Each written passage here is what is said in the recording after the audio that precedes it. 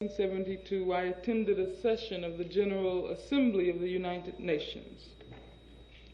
And on that day, the socialist president of Chile, Dr. Salvador Allende, addressed the assembly. Allende delivered a scathing attack on the U.S. government and on the monopolies which it serves. This is an example of what he was saying on that day. Before the conscience of the world, he said, I accuse IT&T of attempting to bring about civil war in my country. That is what we call imperialist action. And of course now we know that Allende was speaking the truth, because we've been reading about those IT&T executives who have been forced to reveal to us the plot which they and the CIA hatched in order to prevent Allende and his popular unity government from acceding to the presidency after the people's victory in the elections of 1972.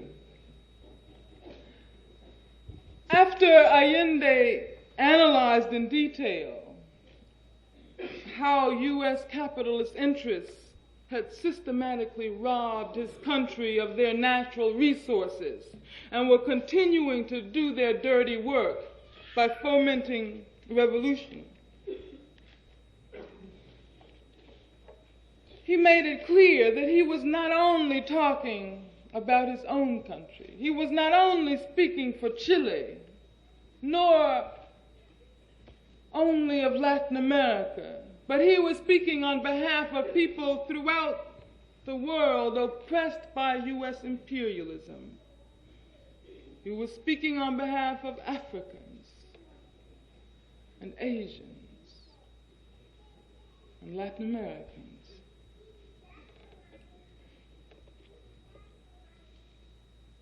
He spoke very forcefully. And at the end of his speech,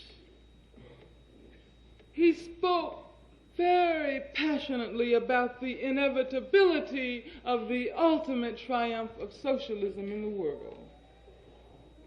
It was a very impressive speech. But even more impressive was the reaction to that speech. At the end of the speech, those of us who were sitting up in the observers' gallery stood up and applauded and shouted, "Viva Chile, viva Allende." But a few moments later, some of the delegates on the floor started to stand up. And then finally, the entire floor, virtually the entire floor of the UN General Assembly had bursted into roaring applause. They were all giving Allende a standing ovation. A man by the name of George Bush looked very weak on that day. He looked very pained, sitting in his corner seat on the back row.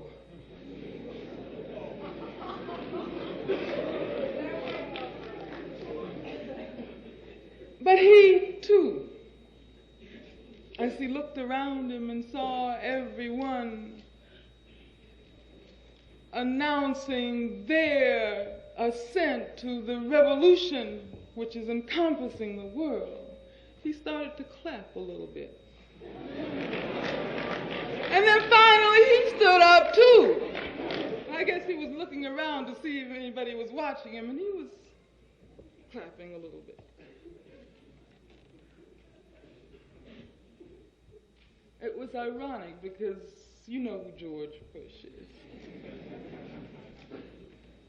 He was exceedingly shocked on that day.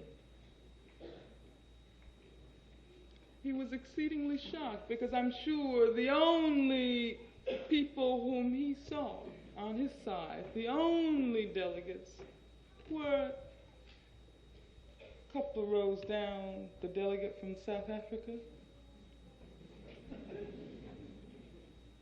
He wasn't clapping.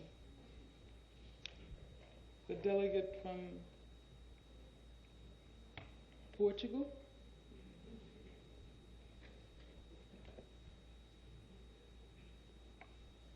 He was a stranger in the United Nations, which was originally formed as an instrument of U.S. imperialism.